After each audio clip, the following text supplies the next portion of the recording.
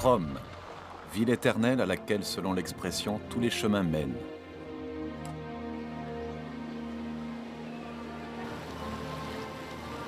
Niché au cœur de Rome, à 2 pas des rives du Tibre, se trouve l'un des plus précieux trésors de notre civilisation, l'un des endroits les plus remarquables de la planète.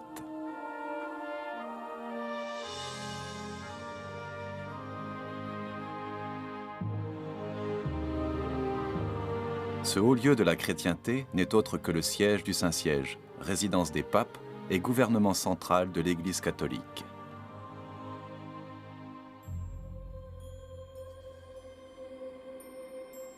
La Cité du Vatican, un royaume à elle seule, ville dans la capitale, État à l'intérieur de l'Italie. Un lieu singulier, où humain et divin se rejoignent et se touchent presque.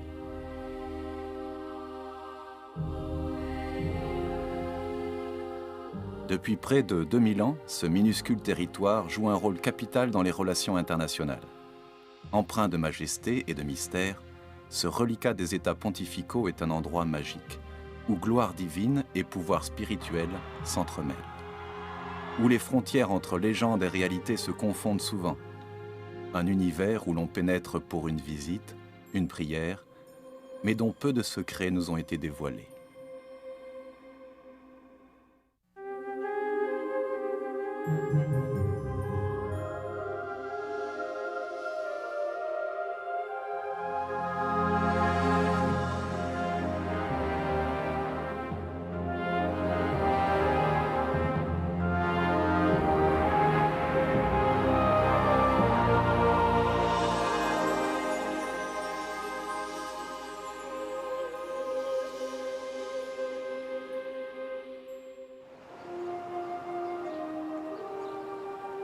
Place Saint-Pierre, porte de la Cité du Vatican. Une entrée qu'empruntent chaque année des millions de fidèles.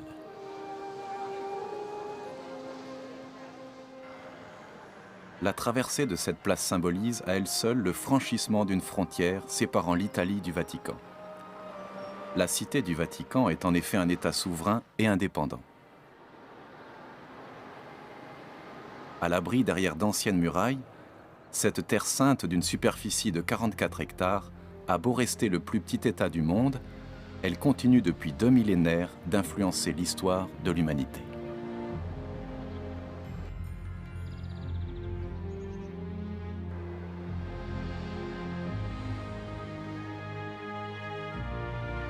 Car le Vatican est un monde à part, un royaume où passé et présent cohabitent harmonieusement et où foi religieuse et pouvoir politique font bon ménage.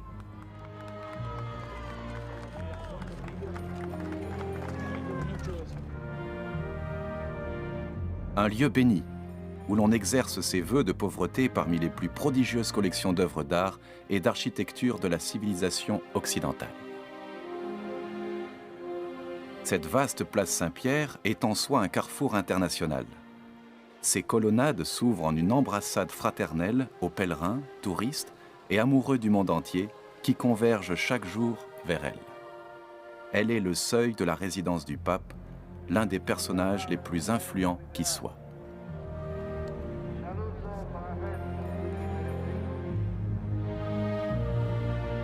Juste derrière les murs à colonnades de la place se dresse la chapelle Sixtine. Sa voûte abrite des peintures parmi les plus célèbres du monde, des fresques éblouissantes nées du génie de Michel-Ange.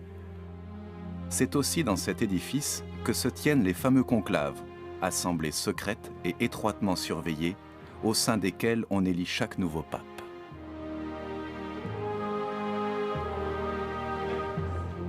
Ces gardes suisses, arborant des couleurs vives, forment la minuscule armée du Vatican. Créée il y a 5 siècles comme la garde rapprochée du souverain pontife, la garde suisse compte tout juste 100 soldats. Leurs uniformes, violets et or, ainsi que leurs armes, sont identiques à ceux que ce corps d'élite portait à la Renaissance.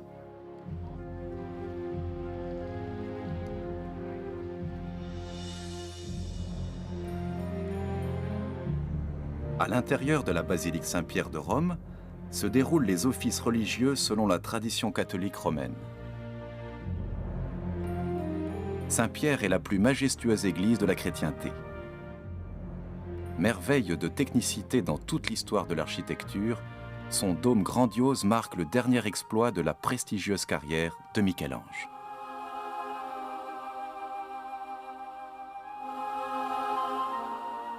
Mais le plus précieux de tous les trésors du Vatican est sans conteste le tombeau absolument unique qu'abrite en sous-sol la basilique. La légende veut qu'il y a près de 2000 ans, bien avant qu'on y érige la basilique, ce lieu ait accueilli la sépulture de Saint-Pierre.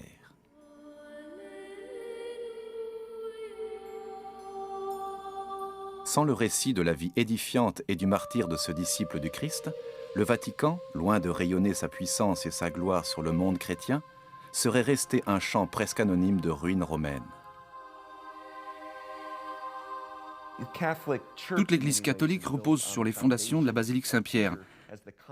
Les gens s'intéressent au personnage de Saint-Pierre et l'aiment parce qu'il était à leur image. C'était un simple pécheur, il a même été marié. C'était un homme généreux et fidèle, mais il avait, comme tout être humain, ses défauts et ses faiblesses. Il a péché, il a même tourné le dos au Christ et il a souvent douté au point de perdre la foi à plusieurs reprises. Mais en définitive, c'est en véritable martyr de Jésus qu'il est mort. Comment, pour autant, l'héritage spirituel d'un humble pécheur parviendra-t-il à inspirer autant de magnificence? Pour comprendre l'état pontifical tel que nous le connaissons aujourd'hui, il faut remonter en arrière, à l'époque de la Rome antique. Il y a un peu moins de 2000 ans, la capitale actuelle de l'Italie était une puissante métropole de près d'1 million d'habitants, lorsque Pierre y arrive pour établir une église ou dire l'évangile de Jésus. Rome est alors à la tête du plus grand empire que le monde ait connu. Sa civilisation compte des architectes et bâtisseurs chevronnés, des armées aguerries, de puissants gouverneurs, ainsi qu'une quantité phénoménale de religions rassemblant des dizaines de divinités d'origine égyptienne, grecque ou rapportées d'autres conquêtes.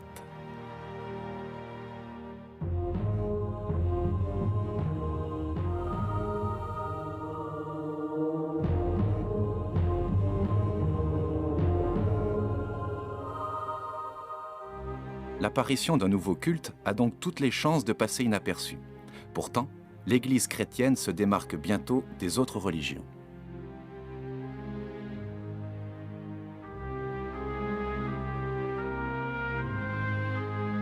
Alors que la loi romaine exige qu'on fasse ses dévotions à l'empereur, les nouveaux chrétiens refusent de s'y plier. Néron, souverain et despote de sinistre mémoire, vit ce rejet comme un terrible affront.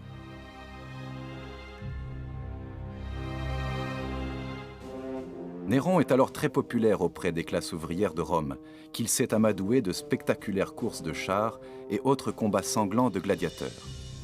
Jusqu'à ce qu'un désastre vienne frapper la capitale, faisant éclater toute la démesure de l'empereur. L'événement déclencheur du mouvement de révolte contre Néron est l'incendie qui s'est déclaré en juillet 64 après Jésus-Christ. Un tiers de la ville a été ravagé par les flammes et un deuxième tiers a été sérieusement endommagé. Rome avait beau connaître des incendies dévastateurs, elle n'en avait jamais subi d'une telle gravité. Mais au lieu de reconstruire les quartiers sinistrés, Néron se fait bâtir à leur place un palais monumental. Bientôt, la rumeur envahit les rues. L'empereur mégalomane aurait lui-même déclenché la catastrophe.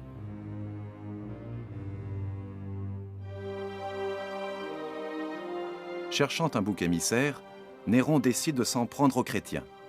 Il envoie ses soldats perquisitionner chaque demeure. S'engage alors une épouvantable vague de persécution.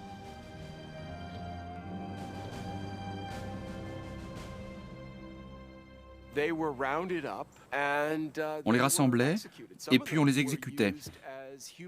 Certains ont même fini ligotés, aspergés de pétrole et brûlés comme torches humaines pour éclairer un banquet nocturne donné par Néron. Un déchaînement de cruauté qui culmine dans un lieu connu sous le nom de Cirque de Néron, proche de l'emplacement où se dresse aujourd'hui la basilique Saint-Pierre.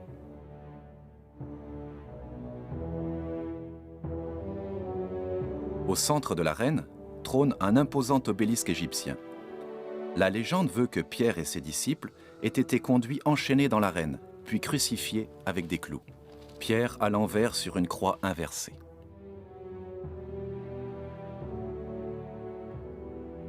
Les Romains ont voulu des peines exemplaires. Il fallait que ce soit non seulement atroce physiquement, mais en même temps le plus humiliant possible.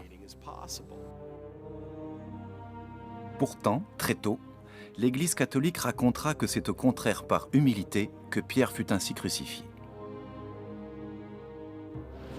Saint Pierre a été crucifié à l'envers parce qu'il avait déclaré ne pas être digne de mourir sur une croix comme le Seigneur. Et probablement que sa dernière vision a été cet obélisque. On descend ensuite son corps pour le cacher dans un cimetière païen situé sur une colline surplombant le cirque de Néron. À l'époque, ce mont s'appelle Vaticanus, le lieu des vaticinations, ou par définition l'endroit où l'on prophétise sous l'effet d'une inspiration surnaturelle. Nul ne sait encore toute l'importance que ce site s'apprête à revêtir.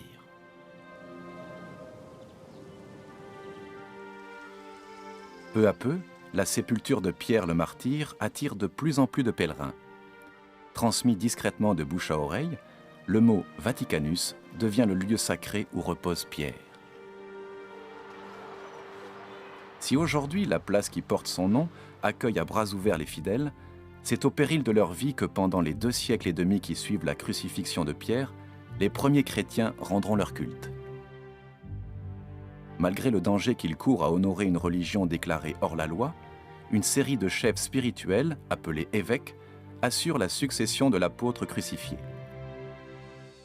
Si bientôt la plupart des villes de l'Empire possèdent leur église et leur évêque, celui de Rome se voit gratifié d'un peu plus de respect, en prenant pour surnom Il Papa, le Père, le Pape.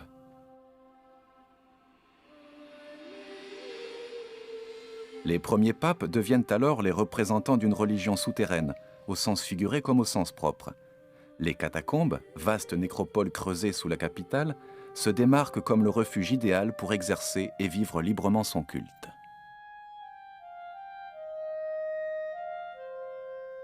Peu à peu, on y taille dans la roche tendre des chapelles en hommage aux martyrs et aux papes qui y sont ensevelis.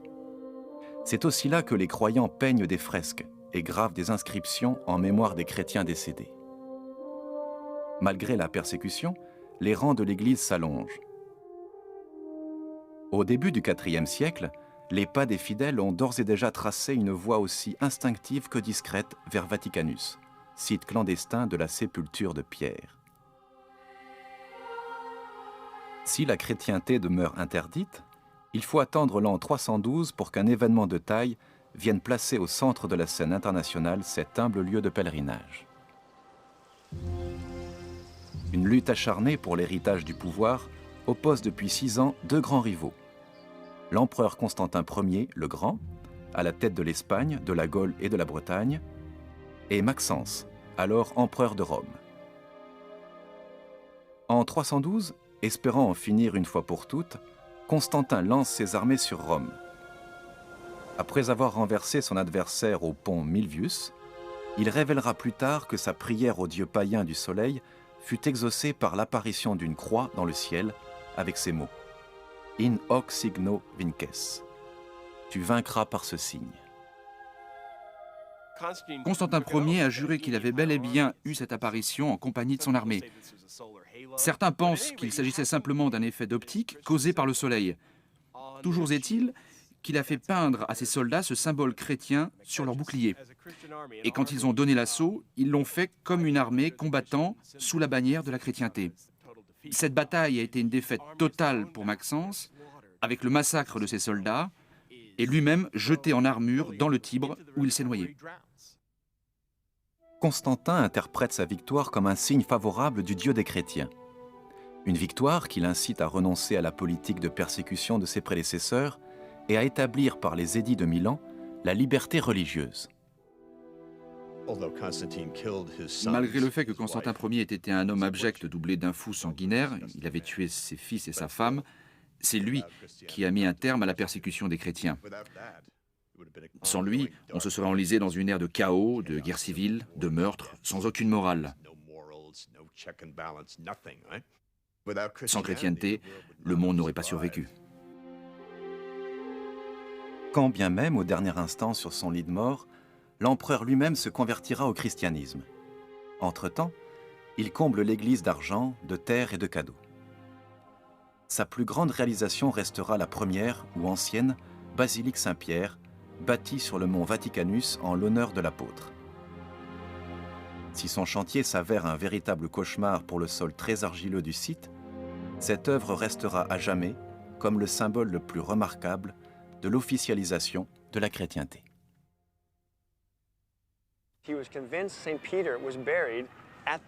Constantin Ier était convaincu que Saint-Pierre avait été enterré à cet endroit.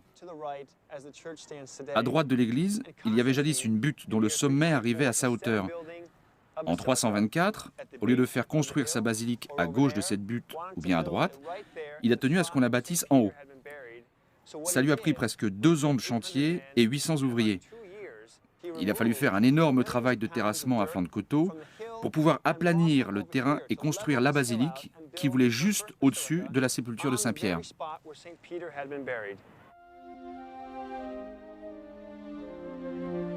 Si pendant près de 3 siècles, à Rome, la flamme de la foi vacille, jamais elle ne s'éteint. On peut même dire qu'elle s'intensifie, qu'elle gagne en clarté comme en chaleur, au point que l'empereur lui-même accepte de s'y réchauffer et d'y prier.